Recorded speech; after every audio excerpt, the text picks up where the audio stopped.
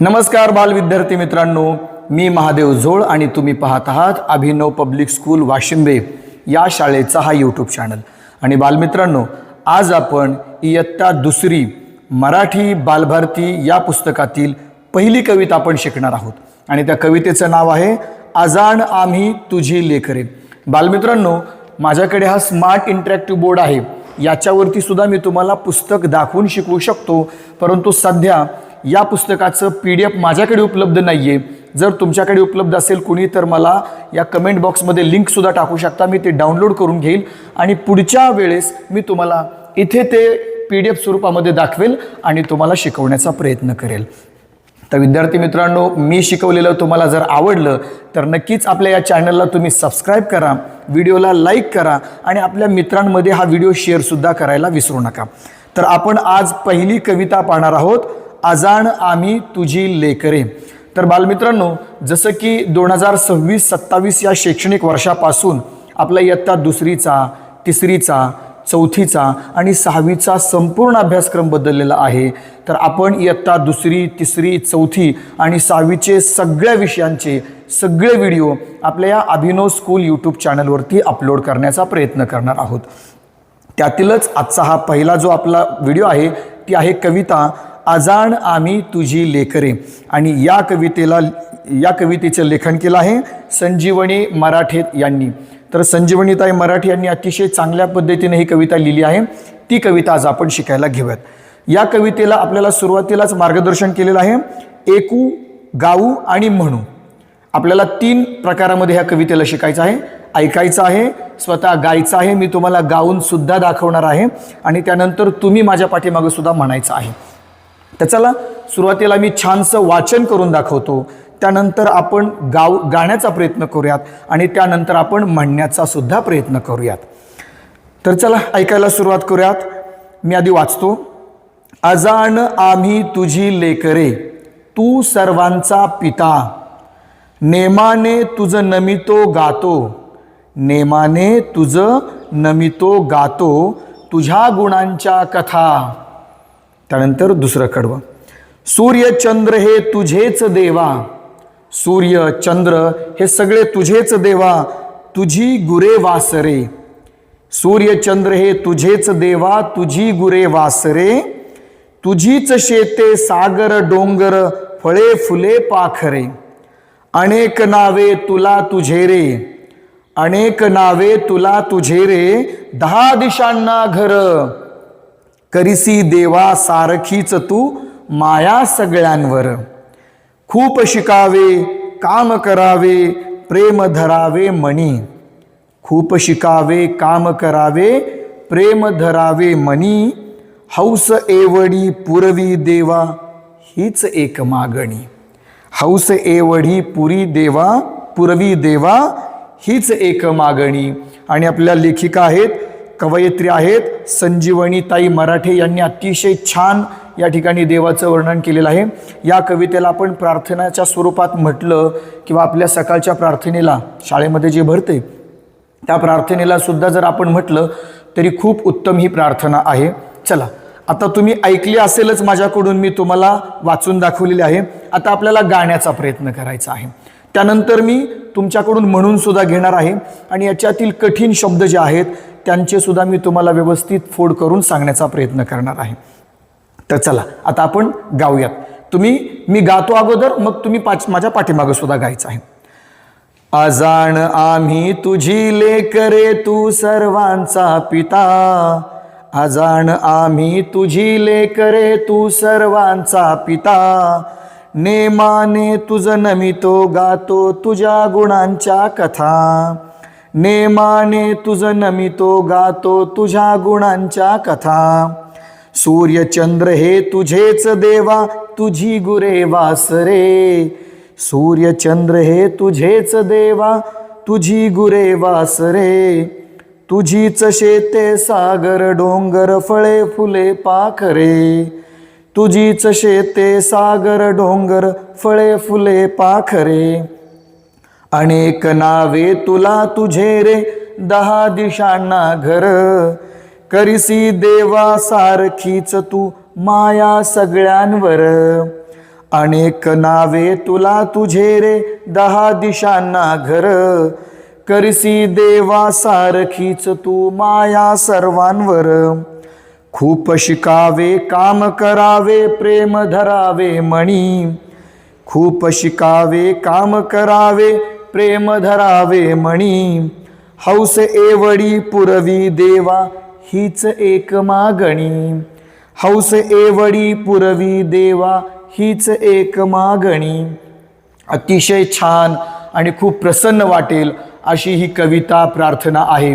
आणि आपल्या ज्या लेखिका आहेत त्यांनी अतिशय छान तालासुरामध्ये गाता येईल अशी या कवितेची मांडणी केलेली आहे. तर विद्यार्थी मित्रांनो, आवडलं ना मी तुम्हाला गायलेली ह्या प्रार्थनेची चाल? जर तुम्हाला ही चाल आवडली असेल तर लगेच लाईकसुद्धा करा. आता मी पुढे म्हणतो, तुम्ही माझ्या पाठीमागं म्हणायचं आहे. मी तुम्हाला थोडासा स्पेस देतो, त्या स्पेसमध्ये तुम्ही म्हणायचं आहे. ओके, चला आता आपण म्हणायला सुरुवात करू. 3, 2, 1 गो. अजाण आम्ही तुझी लेकरे तू सर्वांचा पिता. म्हणा. नेमाने तुझ नमितो गातो तुझ्या गुणांच्या कथा. सूर्य चंद्र हे तुझेच देवा तुझी गुरे वासरे. म्हणा सगळे. तुझीच शेते सागर डोंगर फळे फुले पाखरे.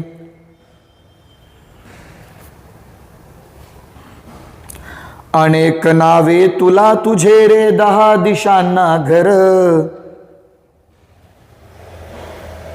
सगळे म्हणा. करिसी देवा सारखीच तू माया सगळ्यांवर.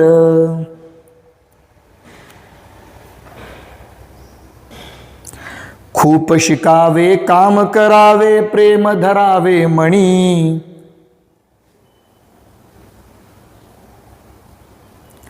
हौस एवढी पुरवी देवा हीच एक मागणी. शेवटचं कडवं आहे, म्हणा सगळे. छान. तर आनंद वाटला ना तुम्हाला सगळ्यांना ही कविता म्हणून, ऐकून आणि मी गायलेली ऐकून? नक्कीच तुम्हाला आनंद वाटला असेल. आता मी ही कविता थोडक्यात तुम्हाला समजून सांगण्याचा सुद्धा प्रयत्न करतो. हे बघा बालमित्रांनो, या कवितेमध्ये अर्थात किंवा आपण प्रार्थना सुद्धा म्हणूयात, या प्रार्थनेमध्ये आपल्या ज्या कवयित्री आहेत संजीवनी मराठे यांनी देवाचं कौतुक केलेलं आहे. देवाबद्दल 4 शब्द चांगले बोललेले आहेत. आपण देवाची प्रार्थना करत असतो, देवाचे गोडवे गात असतो, हे यामध्ये आहे. तर काय आहे पहिल्यांदाच, अजाण आम्ही तुझी लेकरे. हे देवा, आम्ही काय आहोत? अजाण आहोत. आम्हाला जाणता येत नाही, आम्हाला लक्षात येत नाही, आम्हाला माहीत नाही, किंवा आम्ही थोडक्यात काय म्हणत, आपण देवाच्या सगळ्या मोठ्या किमयेबद्दल, देवाच्या भव्यतेबद्दल आम्ही काय आहेत? अनभिज्ञ आहोत. आम्ही जाणत नाहीत, आमच्या लक्षात येत नाही, अजाण आहोत आम्ही, आहे की नाही? पण आम्ही देवा तुझी लेकरे आहोत.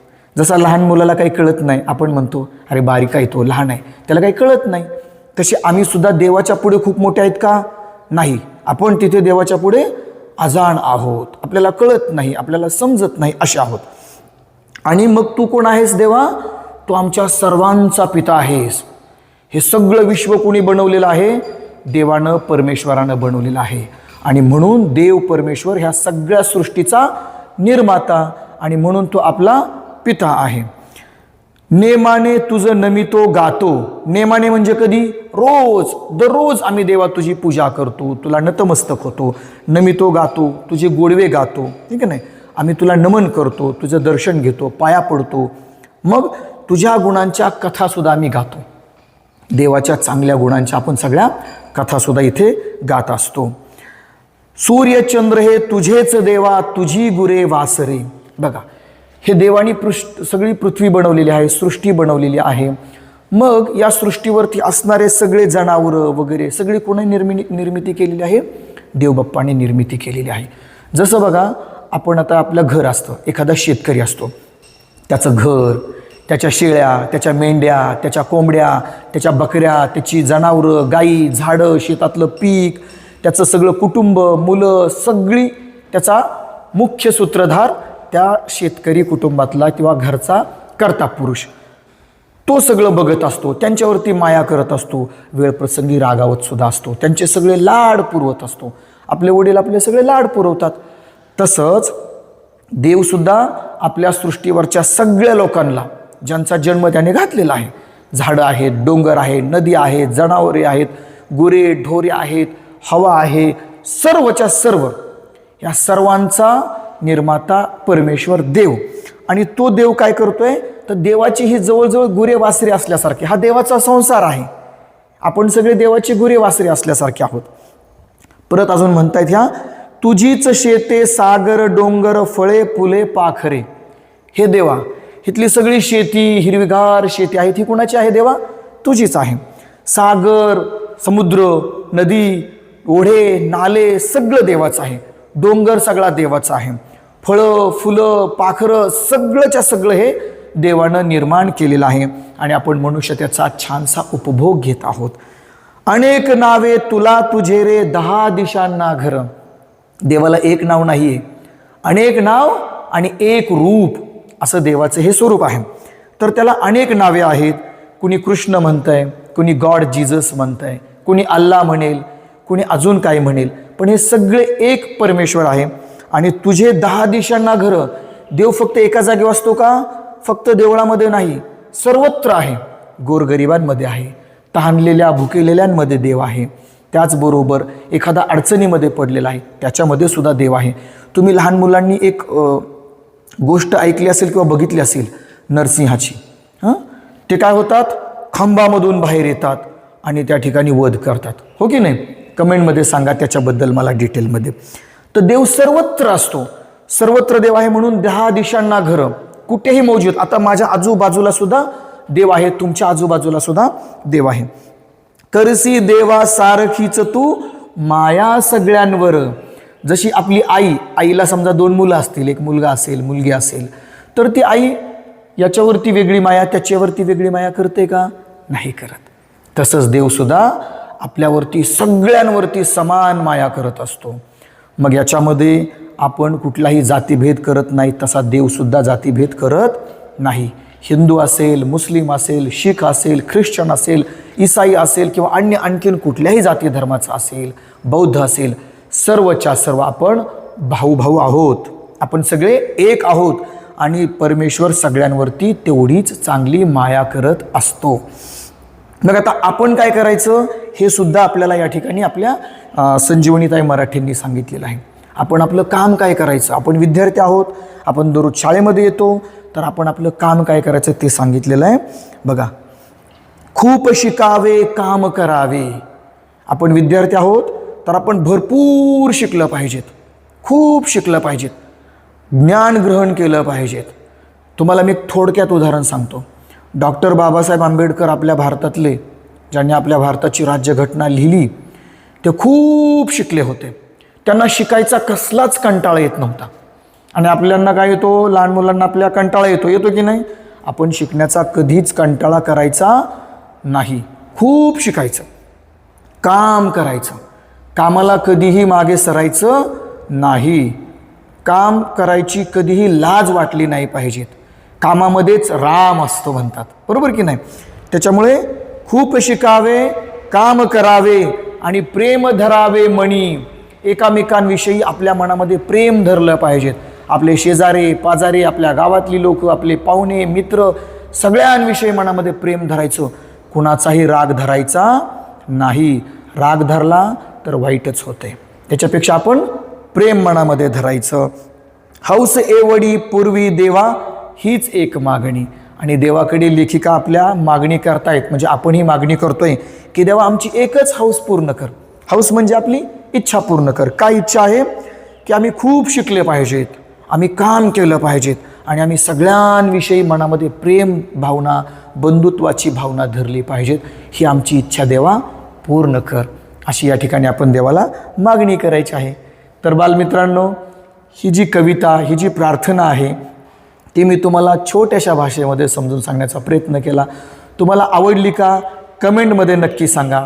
आणि पुढचे सगळे धडे, सगळे कविता, सगळे स्वाध्याय मी तुम्हाला लाईनीत शिकवत जाईल. तुम्ही हे व्हिडिओ आपल्या मित्रांना सुद्धा शेअर नक्कीच करा.